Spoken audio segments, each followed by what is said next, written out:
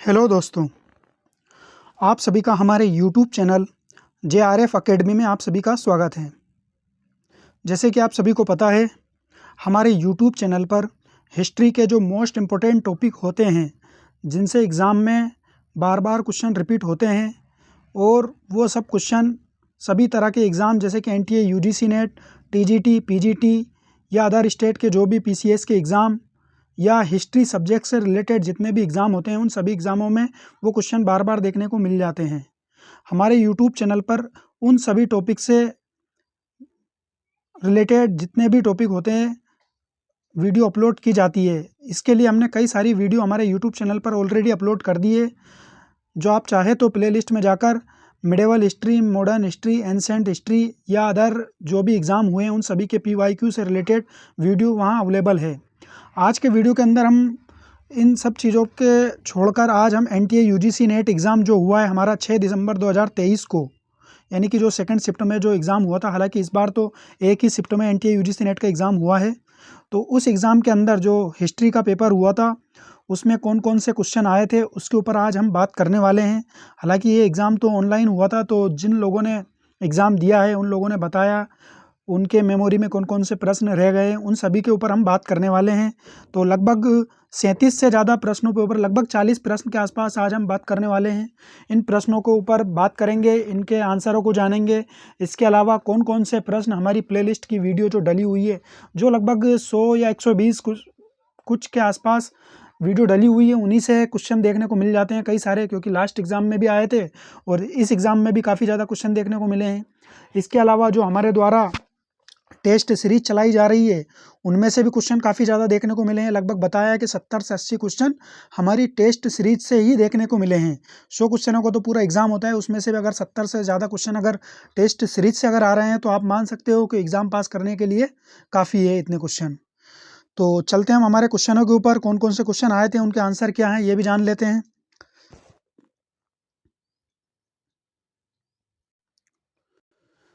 तो दोस्तों, जैसे कि आ चुके हम UGC नेट परीक्षा इतिहास, जो 6 दिसंबर 2023 को हुई थी और एक ही शिफ्ट में एग्ज़ाम हुआ था। तो इसमें भी देखा जाए तो पेपर के अगर स्तर देखा जाए तो काफ़ी इजी टू मॉडरेट ही माना जाएगा। और 2 शिफ्ट में एग्ज़ाम नहीं हुआ, तो एक ही शिफ्ट में अगर एग्ज़ाम हुआ है तो रिज़ल्ट भी आपका परसेंटेज में देखने को मिल जाता है। दूसरा बेनिफिट्स ये है कि इसमें वो चीज़ों की शिकायतें ख़त्म हो गई कि हमारी शिफ्ट कठिन आई है और आपकी शिफ्ट सरल आई थी, इस शिफ्ट के क्वेश्चन ईजी थे, इस शिफ्ट के हार्ड थे। इस तरीके की सारी चर्चाएँ ख़त्म हो गई है। एक ही शिफ्ट में NTA ने एग्ज़ाम करवा दिया है, तो ये भी एक फ़ायदा देखने को मिला है। यहाँ पे नॉर्मलाइजेशन में जो भेदभाव हो जाता है, हालाँकि भेदभाव नहीं होने का वो दावा करते हैं, मगर बाई चांस फिर भी देख मानने में यही आता है कि कौन सा एग्ज़ाम का क्वेश्चन सरल है, कौन सा एग्ज़ाम का क्वेश्चन कठिन है, ये कोई किसी भी तरीके से मेजर नहीं किया जा सकता है। और एक ही शिफ्ट में एग्ज़ाम होना चाहिए, ये भी हम मानते हैं, और एक ही शिफ्ट में ये एग्ज़ाम हुआ है, तो ये भी काफ़ी अच्छा रहा है। तो अब इस शिफ्ट में जो क्वेश्चन आए हैं वो भी हम देख लेते हैं। हालाँकि जिन्होंने एग्ज़ाम दिया उन्होंने बताया कि बहुत बढ़िया लेवल का क्वेश्चन आया था। ईज़ी टू मॉडरेट ही क्वेश्चन देखने को मिले हैं, ज़्यादा टफ क्वेश्चन जैसे कि और जो पहले की शिफ्ट में जो एग्ज़ाम हुए हैं फरवरी में और जो जून में, उनमें काफ़ी ज़्यादा क्वेश्चन देखने को मिल जाते थे, अननोन क्वेश्चन जो किसी भी बुक में भी देखने को नहीं मिलते थे। तो उस टाइप के क्वेश्चन इस एग्ज़ाम में देखने को नहीं मिले हैं। तो चलते हैं, देख लेते हैं। सबसे पहले हम बात कर लेते हैं, पहले क्वेश्चन से शुरुआत कर लेते हैं। लगभग 35 से 40 क्वेश्चनों के ऊपर हम बात करने वाले हैं। तो UGC नेट परीक्षा इतिहास में आने वाले प्रश्न की अगर हम बात करें पहले क्वेश्चन की, तो पहला क्वेश्चन, वैसे ये कोई सीरियल में नहीं है, जिन लोगों ने जैसे जिस तरीके से बताए हैं उन्हीं तरीके से ये क्वेश्चन हमने यहाँ पे टाइप किए हैं। तो पहला क्वेश्चन इससे रिलेटेड था कि बंगाल का प्रथम महासर्वेक्षक, या महासर्वेक्षक होगा या सर्वेयर से रिलेटेड भी एक क्वेश्चन आया था। MP का जो फर्स्ट ग्रेड का एग्ज़ाम हुआ था, उसमें भी इसी टाइप से क्वेश्चन आया था। तो वही क्वेश्चन यहाँ पे रिपीटेड देखने को मिल रहा है कि बंगाल का प्रथम महासर्वेक्षक कौन था। तो दोस्तों, इसका जो राइट आंसर माना जाएगा, जेम्स रेनेले नाम का एक अधिकारी था जो इसका प्रथम महासर्वेक्षक था। ये ऑप्शन में अगर होगा, था बाई चांस अगर ऑप्शन में, तो वैसे था ये, और यही इसका राइट आंसर माना गया है। इसके अलावा अगर कहीं कुछ अगर त्रुटि वगैरह अगर आपको कुछ लगे, जैसे कि हमने तो कई सारे सोर्स मिला के इनके आंसर देखे हैं, अगर कहीं फिर भी अगर आपको कोई गलती या कुछ त्रुटि अगर लगे तो आप कमेंट्स बॉक्स में ज़रूर बताएं। और इसके अलावा जो जो भी आपके क्वेश्चन हैं, जो भी आपके डाउट्स है वो भी आप कमेंट्स में बताएं। इसके अलावा इन सभी क्वेश्चनों के अलावा भी अगर कोई से क्वेश्चन इसमें रह जाते हैं तो वो भी क्वेश्चन आप कमेंट्स करके ज़रूर बताएं। तो पहले क्वेश्चन का अगर हम आंसर की बात करें तो बंगाल का प्रथम महासर्वेक्षक जेम्स रेनले को माना गया है। इसके अलावा दूसरा क्वेश्चन यहाँ पे सौंदरानंद नामक कृति से पूछा गया था कि सौंदरानंद किसकी कृति है। तो दोस्तों यहाँ पे हम बात करेंगे सौंदरानंद जो थी ये रचना, ये अश्वघोष की रचना थी। अश्वघोष आप सभी को पता ही होना चाहिए, बौद्ध धर्म से रिलेटेड है ये, और इनके बारे में बताया जाता है कि इनका जो नाम पड़ा हुआ था अश्वघोष, इनके देखकर घोड़े ही निनाने लगते थे, इस वजह से इनका नाम अश्वघोष पड़ा था। तो इस तरीके से इनकी जो रचना है, इनका और भी नाटक है, सारी पुत्र प्रकरण नाम से एक नाटक भी है इनका, तो ये भी इन्हीं के नाटक है। और ये सौंदरानंद से रिलेटेड अगर क्वेश्चन आया था तो इसका अश्वघोष राइट आंसर माना जाएगा। इसके अलावा एक क्वेश्चन आया था दोस्तों श्रमजीवी पत्रिका, तो इसके ऊपर तो हमने वीडियो बना रखी है, अगर आप चाहो तो वीडियो जाकर देख सकते हो, जिसमें हमने श्रमिक आंदोलन से रिलेटेड इंटक एटक इनके ऊपर हमने वीडियो बनाई थी। उसी में इसके ऊपर हमने बात की थी कि श्रमजीवी क्लब की स्थापना शशिपाद बनर्जी ने 1870 में की थी। तो इन्होंने 1870 में तो श्रमजीवी क्लब की स्थापना की थी, मगर इन्होंने 1874 में दोस्तों 1874 में उसी क्लब से इन्होंने श्रमजीवी पत्रिका का संपादन किया था। तो ये क्वेश्चन एग्जाम के अंदर आया था, तो आपको ये याद रखना है, श्रमजीवी पत्रिका जो थी शशिपाद बनर्जी ने 1874 में निकाली थी। 1774 या 1874 है। इसके बाद आगे हम बात करते हैं दोस्तों 1857 की क्रांति से संबंधित एक स्टेटमेंट आया था। तो इसमें पूछा गया था 1857 की क्रांति में ब्रिटिश शासन का एकमात्र दुश्मन कौन था। तो जहाँ तक मुझे लगता है दोस्तों इसका फैक्चुअल जो बिल्कुल एग्जिट आंसर है वो तो नहीं मिल पाया है, फिर भी मौलवी जो अहमदुल्ला थे, जो फैजाबाद के मौलवी अहमदुल्ला थे, जिन्होंने जिहाद का नारा दिया था और अंग्रेज़ों ने इनको पकड़ने के लिए 50,000 रुपये का इनाम भी घोषित कर दिया था, तो हो सकता है इसका ये आंसर माना जाएगा। इसके अलावा जैन धर्म की जो आत्मा है, सिद्ध आत्मा के बारे में क्वेश्चन पूछा गया था, सिद्ध आत्माएं कितनी है, तो यहाँ पे भी ये 3 बताई गई है, 3 4 5 इस तरीके से कोई ऑप्शन था, तो 3 यहाँ पे राइट आंसर माना जाएगा। इसके अलावा तारकेश्वर आंदोलन से रिलेटेड क्वेश्चन आया था, अब इसमें क्या स्टेटमेंट थे ये तो हमको पता नहीं है। बाकी तारकेश्वर आंदोलन जो था साउथ का आंदोलन था, बंगाल में, मतलब साउथ का नहीं, ये बंगाल का आंदोलन था, और 1924 में ये चलाया गया था। और मंदिर का जो भ्रष्टाचार था, मंदिरों में जो भ्रष्टाचार फैला हुआ था, उसके विरुद्ध ये आंदोलन चलाया गया था। दोस्तों ये स्टेटमेंट वगैरह अगर इससे रिलेटेड है तो आप मिला के देख लेना। तो इस तरीके से ये क्वेश्चन हमने देख लिए हैं। इसके बाद आगे चलते हैं, चार्टर एक्ट से रिलेटेड एक क्वेश्चन आया था कि चार्टर एक्ट की संख्या कितनी है। तो बिल्कुल इजी है, अगर थोड़ा बहुत भी अगर आपने पढ़ रखा होगा तो आपको पता ही होगा। हालांकि इसके ऊपर हमने वीडियो बना रखी है, अगर आपने नहीं देखी होगी तो प्लेलिस्ट में जाकर जिन जिन भी लोगों ने चैनल की प्लेलिस्ट से सारे वीडियो देखे हैं उनके तो डेफिनेटली काफ़ी ज़्यादा क्वेश्चन सही हुए होंगे। लगभग 30 से 35 क्वेश्चन तो मान के चलिए आप यहीं प्लेलिस्ट से ही देखने को मिले हैं। अगर आपने टेस्ट सीरीज भी अगर ज्वाइन कर रखी है तो आराम से 70-80 क्वेश्चन आपके राइट गए होंगे। तो ये मेरा मानना है। तो अगर हम देखें चार्टर एक्ट की संख्या तो 1793, 1813, 1833, 1853, तो हर चार्टर एक्ट 20-20 साल के गैप से आया था। तो इस तरीके से 4 चार्टर एक्ट माने जाएंगे, ये ऑप्शन में था। इसके अलावा बाबर का समकालीन चित्रकार पूछा गया है। दोस्तों ये रिपीटेड क्वेश्चन है, NTUD में पहले भी पूछा गया है और अदर एग्जाम में भी पूछा गया है। तो बहजाद और शाह मुजफ्फर दो के बारे में इसने जो अपनी आत्मकथा लिखी है बाबरनामा, उसमें बाबर ने इसके बारे में उल्लेख किया है और इसके बारे में बताया है बहजाद के बारे में कि बहजाद जो होता है ये बिना दाढ़ी वाले जो चेहरे होते हैं उनको बनाने में इसको बड़ी दिक्कत होती है, मतलब ये बना नहीं पाता है। इस तरीके से इसके बारे में एक स्टेटमेंट बाबरनामा में देखने को मिलता है। तो बहजाद इसका राइट आंसर माना जाएगा। इसके अलावा दोस्तों एक क्रोनोलॉजी वाला क्वेश्चन था, मुजफ्फरपुर, काकोरी, लाहौर षड्यंत्र केस और एक और कोई सा मेरठ षड्यंत्र केस वगैरह इस टाइप से कोई क्रोनोलॉजी में था जो साम्यवाद से रिलेटेड एक षड्यंत्र था। तो यहाँ हम बात करें दोस्तों मुजफ्फरपुर षड्यंत्र की, तो यहाँ पे जो न्यायाधीश थे उनकी हत्या कर दी गई थी 1908 में। अनुशीलन समिति के जो युगांतर समिति के जो सदस्य थे उनके द्वारा। इसके बाद काकोरी षड्यंत्र था दोस्तों, तो काकोरी षड्यंत्र 1925 में, और लाहौर षड्यंत्र ये भगत सिंह से जुड़ा हुआ है दोस्तों 1929 में। तो ये तीनों का ये क्रोनोलॉजी किस तरीके से पूछी गई थी आप देख सकते हो। इसके बाद कालीबंगा और लोथल से रिलेटेड एक क्वेश्चन था, कालीबंगा और लोथल दे रखा था एक तरफ, दूसरी साइड इस तरीके से बताया है कि दूसरी साइड यहाँ पे स्टेट दे रखे थे। तो कालीबंगा आप सभी को पता होना चाहिए दोस्तों, ये राजस्थान का स्थल है, और लोथल जो है भोगवा नदी से सटा हुआ है, और यहाँ पे आपको गोदीवाड़ा मिलता है, और ये गुजरात का स्थल है। तो इस तरीके से ये आपको याद रखना है दोस्तों।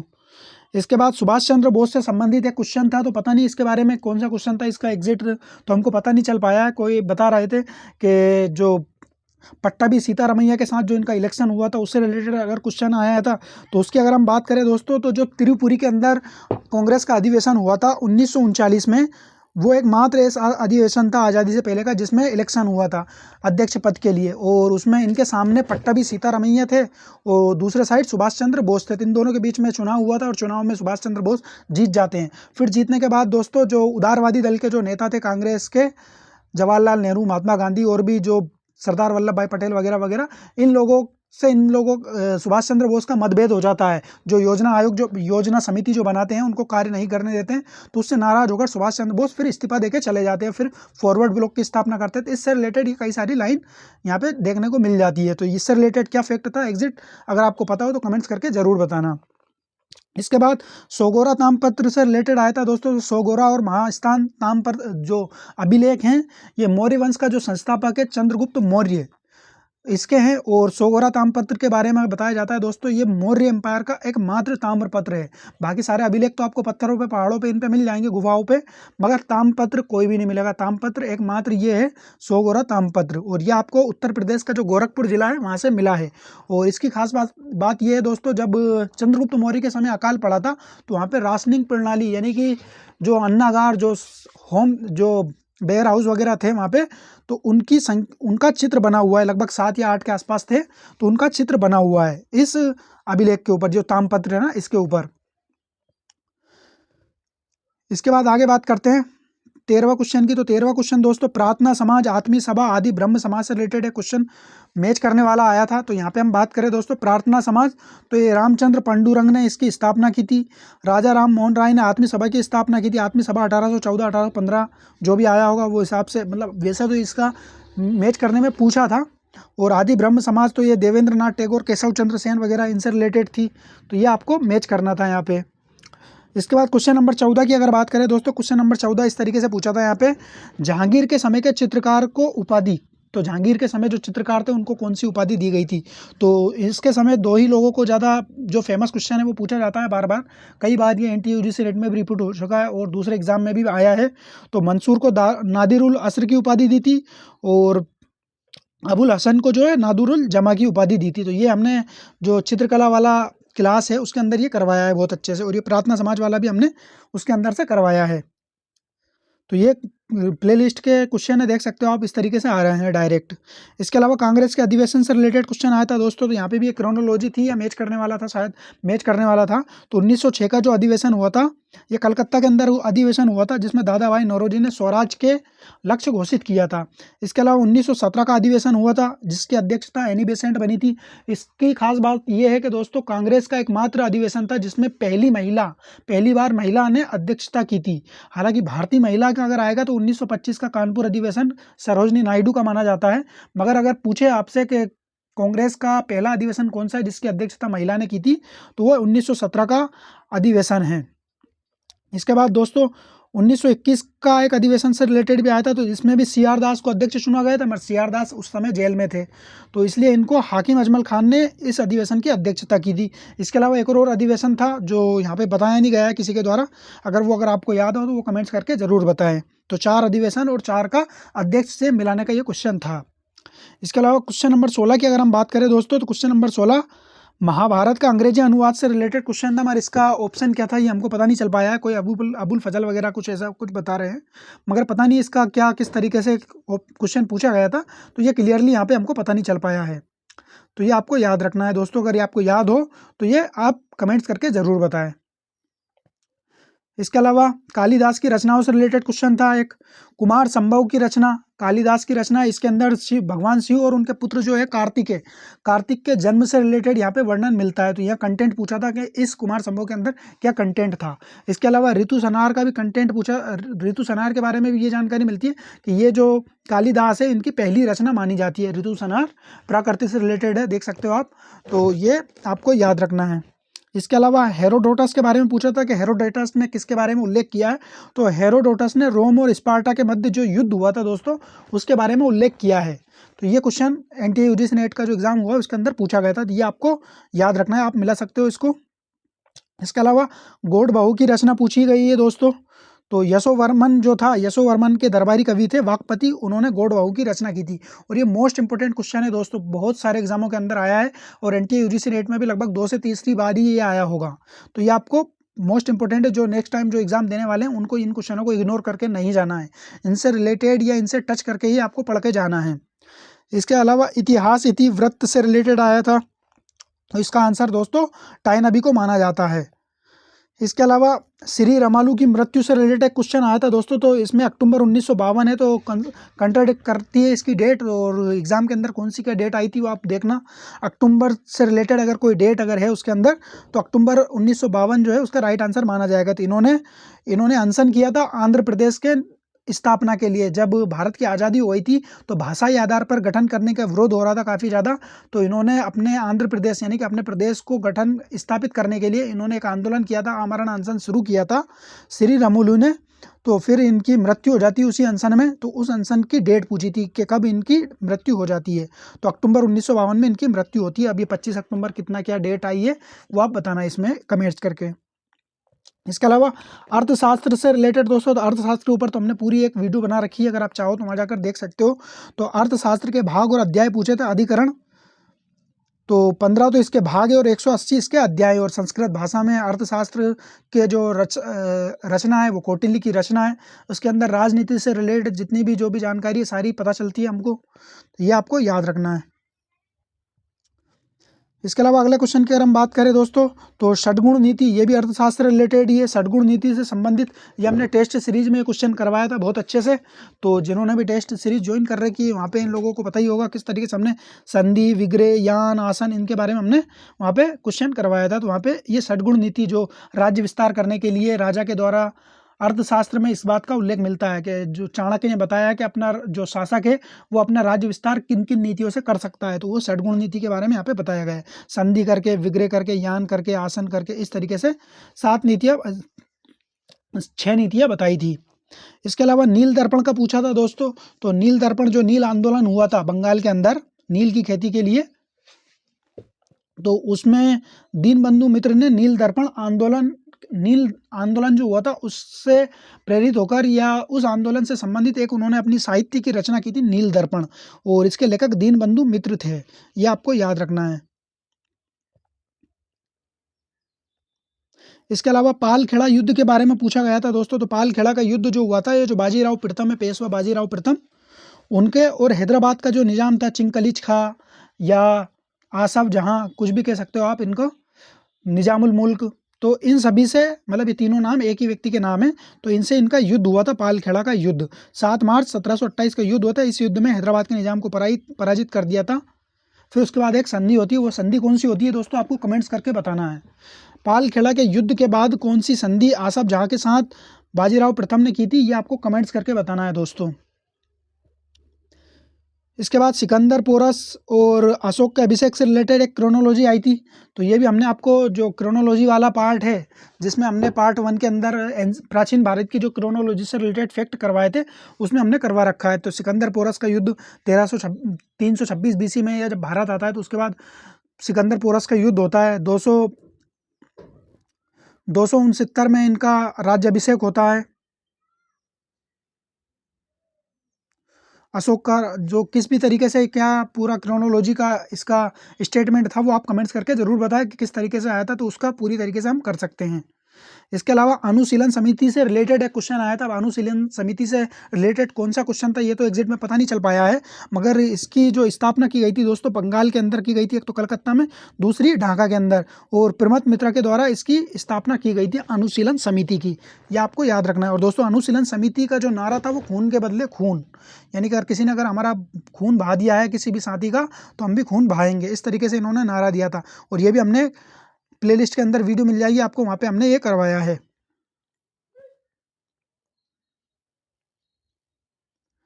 इसके अलावा और अगर हम देखें आगे क्वेश्चन, तो विनोबा भावे के सत्याग्रह से रिलेटेड आया था दोस्तों।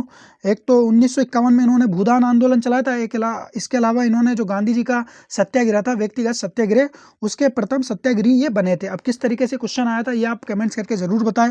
अभी तक तो हमको पता नहीं चल पाया कि विनोबा भावे का सत्याग्रह किस तरीके से क्वेश्चन यहाँ पे पूछा गया था। तो ये दो तरह के इनके सत्याग्रह थे, एक तो व्यक्तिगत सत्याग्रह इन्होंने चलाया था, एक भूदान आंदोलन इन्होंने चलाया था आज़ादी के बाद। एक विदेशी प्रसार वंश से रिलेटेड एक क्वेश्चन आया था कि किन किन वंश ने विदेशों में प्रसार किया था। तो यहाँ पे दोस्तों खिलजी, पल्लव, मौर्य, चोल, इस तरीके से ऑप्शन दिए गए थे। अब पता नहीं किस तरीके से कोड में था या सिंगल पूछा था। तो एक तो चोल राजवंश ने भी विदेशों में प्रसार किया था, जैसे कि श्रीलंका में, सुमात्रा, जावा, मलाया, यहाँ पे। दूसरा मौर्य ने भी उत्तर जो मध्य एशिया के जो देश है, गांधार वगैरह, यहाँ पे इन्होंने साम्राज्य का विस्तार किया था। तो इस तरीके से दोस्तों चोल और मौर्य को माना जाएगा, क्योंकि पल्लव तो भाई भारत के अंदर ही थे, इसके अलावा खिलजी भी भारत से बाहर नहीं गए हैं। तो इस तरीके से इन दो ऑप्शन के हिसाब से तो चोल और मौर्य माने गए हैं। इसके अलावा और देख लेते हैं, अकाल आयोग से रिलेटेड एक क्रोनोलॉजी पूछी गई थी, तो ये भी अकाल आयोग भी हमने करवाई रखे हैं। अगर आपने प्लेलिस्ट में वीडियो नहीं देखी है तो आधुनिक भारत की जो प्लेलिस्ट बनी हुई उसमें हमने बहुत अच्छी से ट्रिक के माध्यम से ये चीज़ें करवाई थी। कैंपबेल, स्ट्रेची, लायल, मैकडोनाल्ड, ये सभी क्रोनोलॉजी से हैं दोस्तों। 1866, 1880 लॉर्ड लिटन के समय, 1897 और मैकडोनाल्ड ये लॉर्ड कर्जन के समय। इस तरीके से पूरी क्रोनोलॉजी और ट्रिक के साथ हमने ये वीडियो में करवाई थी। तो ये क्रोनोलॉजी है इसकी। इसके अलावा पानीपत के तीसरे युद्ध से रिलेटेड एक क्वेश्चन आया था। अब पता नहीं किस तरीके से स्टेटमेंट में आया था या फैक्चुअल में आया था। तो इस युद्ध की अगर हम बात करें दोस्तों, तो अहमद शाह अब्दाली और बालाजी बाजीराव के मध्य ये 14 जनवरी यानी कि संक्रांति का दिन होता है, उस दिन ये युद्ध हुआ था 14 जनवरी 1761 को। और इस युद्ध में की अगर हम बात करें दोस्तों, तो सदाशिव राव और विश्वास राव दोनों इस युद्ध में लड़ने जाते हैं। तो विश्वास राव जो रहते हैं ये बालाजी बाजीराव के पुत्र होते हैं और सेनापति रहते हैं, मगर इसका जो वास्तविक नेतृत्व करता होता है वो सदाशिव राव होते हैं। अगर आपने पानीपत मूवी नहीं देखी हो तो जाकर देख सकते हो, उसके अंदर ये सारी चीज़ें मिल जाएंगी। तो सदाशिव राव ने इस युद्ध में वास्तविक सेना का नेतृत्व इन्होंने किया था। और इस युद्ध का जो प्रत्यक्षदर्शी था दोस्तों, काशीराज पंडित था, यह आपको याद रखना। और ये क्वेश्चन पूछा गया कई सारे एग्जाम में। काशीराज पंडित जो था प्रत्यक्षदर्शी था, और इस युद्ध में मराठे हार जाते हैं और अहमद शाह अब्दाली जीत जाता है। जीतने के बाद वो तो वापस से अपने चला जाता है, तो उसका कोई भारत के अंदर शासन स्थापित करने का कोई वास्तविक उद्देश्य नहीं रहता है। बस वो मराठों को सबक सिखाने के लिए, पराजित करने के लिए वो ये युद्ध लड़ता है। इसके बाद अगला क्वेश्चन की अगर हम बात करें दोस्तों, तो नक्शबंदी सिलसिला। तो ये तो बहुत इंपॉर्टेंट है, क्योंकि इसके ऊपर तो हमने बढ़िया बेहतरीन वीडियो बना रखी, लगभग 3 पार्ट में, सूफी आंदोलन से रिलेटेड। अगर आपने नहीं देखा है तो वीडियो जाकर आप जरूर देखें। कह रहा हूँ मैं, फिर भी जिन्होंने भी प्लेलिस्ट की वीडियो को देखा है उनके आराम से 30 से 35 क्वेश्चन आराम से सही गए होंगे, क्योंकि और भी कई सारे क्वेश्चन ऐसे हैं जो हमको अभी तक नहीं मिले हैं, तो वो भी प्लेलिस्ट से ही देखने को मिलेंगे, डायरेक्ट इनडायरेक्ट। मगर ये क्वेश्चन तो आपको डायरेक्ट ही मिल रहे हैं, क्योंकि नक्शबंदी सिलसिला तो ये तो ख्वाजा बाकी बिल्ला का है, क्योंकि भारत के अंदर प्रसार इन्होंने किया था। मगर इसका अगर भारत का पूछा है तो ख्वाजा बाकी बिल्ला है, और अगर इनकी स्थापना अगर पूछी है तो ख्वाजा बहाउद्दीन है। इसके अलावा चिश्ती संप्रदाय का पूछा है कि भारत के अंदर किसने फैलाया था, तो ख्वाजा मोइनुद्दीन चिश्ती, जो ख्वाजा गरीब नवाज है अजमेर वाले, उन्होंने भारत के अंदर चिश्ती संप्रदाय को फैलाया था। और इसका अगर संस्थापक की बात करें दोस्तों, तो ख्वाजा अबू अब्दाल जो है चिश्ती, इसके संस्थापक है। इसको हमने बहुत बेहतरीन तरीके से सूफीवाद के ऊपर जो हमने 3 वीडियो बनाई है उसमें अच्छे से समझाया है, जाकर आप देखें जरूर। इसके अलावा अकबर के समय का सबसे ज़्यादा मनसब किसे दिया गया था, तो अकबर के समय जो राजकुमारों को मनसब मिलता था, हालांकि राजकुमारों के बाद राजकुमारों की तरह ही जो मनसब दिया गया था वो मानसिंह और अजीज कोका को दिया गया था 7,000 का। तो ये 7,000 का मनसब राजकुमारों को दिया जाता था, मगर अकबर के समय मानसिंह को भी दिया गया था और अजीज कोका को भी दिया गया था, मगर ऑप्शन में मानसिंह पूछा गया था, तो मानसिंह इसका राइट आंसर माना जाएगा। इसके अलावा और देखते हैं दोस्तों, अकबर का वजीर, अकबर के समय का वजीर पूछा गया है प्रथम वजीर, यानी कि बैरम खां के समय तक तो 1560 तक तो अकबर के ऊपर जो प्रभाव रहता है वो बैरम खां का रहता है। मगर जब 1565 में बैरम खां की हत्या हो जाती है और बैरम खां को वहाँ से चला जाता है दरबार वगैरह छोड़ के, उसके बाद जब अकबर स्वतंत्र हो जाता है तो अपने वजीर की नियुक्ति करती है, और पहला वजीर जो होता है शहाबुद्दीन अहमद होता है। तो ये शहाबुद्दीन अहमद माना जाएगा इसका राइट आंसर। इसके अलावा दोस्तों, स्वदेश बांधव समिति अश्विनी कुमार दत्त की, ये स्वदेश बांधव समिति का जो संस्थापक है अश्विनी कुमार दत्त है। और ये क्वेश्चन अभी शायद यूपी पेट का जो एग्जाम हुआ था उसके अंदर भी ये पूछा गया था, तो ये आपको याद रखना है। बहुत अच्छा क्वेश्चन है और बिल्कुल यूनिक चीज़ है, ये हर एग्जाम के अंदर पूछी जाती है। इसके अलावा मेजनी की जीवनी से रिलेटेड एक क्वेश्चन आया था दोस्तों। तो मेजनी की जीवनी जो लिखी थी ये वीडी सावरकर ने लिखी थी। राष्ट्रवाद को बढ़ावा के लिए और लोगों में राष्ट्रवाद की भावना बढ़ाने के लिए मेजनी की जो जीवनी लिखी थी वो वीडी सावरकर ने लिखी थी। ये आपको याद रखना है, ये क्वेश्चन आया था एग्जाम के अंदर।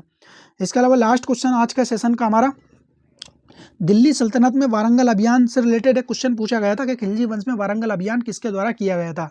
तो खिलजी वंश में अलाउद्दीन खिलजी के द्वारा वारंगल अभियान, मतलब अलाउद्दीन खिलजी के समय वारंगल अभियान किया गया था।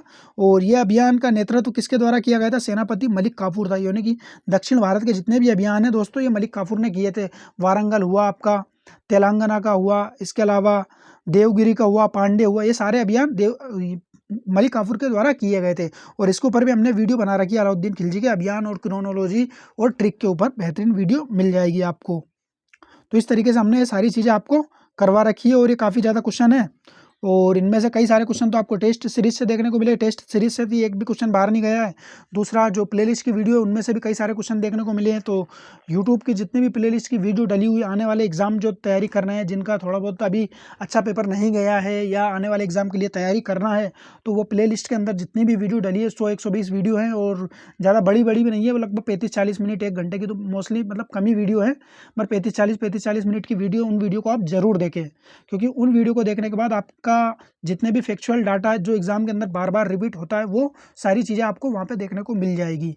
इसके अलावा और कोई से अगर क्वेश्चन, इन सभी के अलावा और कोई से क्वेश्चन अगर बच गए हैं तो कमेंट्स करके ज़रूर बताएं। और हमने जो आपसे क्वेश्चन पूछा है, पालखेड़ा के युद्ध के बाद पेशवा बाजीराव के द्वारा कौन सी संधि की जाती है, वो आप कमेंट्स करके ज़रूर बताएं। इसके अलावा चैनल पर नए हो तो चैनल को तो आप ज़रूर सब्सक्राइब कर लें क्योंकि आपको इसी तरीके की वीडियो, अभी तो हालांकि काफ़ी टाइम में जाके ये वीडियो डली क्योंकि टेस्ट सीरीज चल रही है तो उसमें थोड़ा बिजी चल रहे हैं। बाकी यहाँ पे अक्सर इंपॉर्टेंट वीडियो डलती रहती है और जो वीडियो डली हुई है उनको भी आप जाकर ज़रूर देखें। और इसके अलावा अगर आप और भी अच्छी तरीके से अगर आप तैयारी करना चाहते हो तो आप हमारी टेस्ट सीरीज को ज़रूर ज्वाइन कर सकते हो। इसके लिए आपको इस नंबर पे आपको कॉल या मैसेज करना होगा 9584695682। इस तरीके से इस नंबर पे आपको कॉल करना है या मैसेज करना है। इस नंबर पे कॉल मैसेज करके आप हमारे जो टेस्ट सीरीज चलाई जा रही है, इंडियन हिस्ट्री की भी है और वर्ल्ड हिस्ट्री की भी है, दोनों में आप ज्वाइन कर सकते हो और मंथली उसमें पेमेंट देने का रहता है और आप बेहतरीन तरीके से बिल्कुल टॉपिक को बिल्कुल आराम से और ज़्यादा क्वेश्चनों के साथ अच्छे से करवा के और रिवीजन भी करवाना है। वीकली रिवीजन भी होता है, उसमें 3 टाइम में 3 पार्ट के टेस्ट करवाए जाते हैं। तो पूरी तरीके से आपकी कंप्लीटली तैयारी वहाँ पे देखने को मिल जाएगी क्योंकि काफ़ी ज़्यादा लोगों ने अभी एग्ज़ाम दिया था हमारे टेस्ट सीरीज से, तो उन लोगों के भी काफ़ी अच्छे रिस्पॉन्स रहे हैं। लगभग 70 से 80 क्वेश्चन के लगभग वो लोग बता रहे हैं कि 70 से 80 क्वेश्चन यहाँ पे टेस्ट सीरीज से देखने को मिले हैं। तो उम्मीद है कि आने वाले एग्जामों में और भी ज़्यादा क्वेश्चन देखने को मिल जाएंगे क्योंकि अभी तो कुछ चीज़ें बची हुई है तो वो भी आपकी हो जाएगी। तो दोस्तों वीडियो को हम यहीं समाप्त करते हैं। वीडियो अगर आपको पसंद आए लाइक करें, शेयर करें और कमेंट्स करें और चैनल को ज़रूर सब्सक्राइब कर लें। और अगर आपको टेस्ट सीरीज से जुड़ना है तो नंबर पे आप कॉल मैसेज कर सकते हो। थैंक यू, धन्यवाद।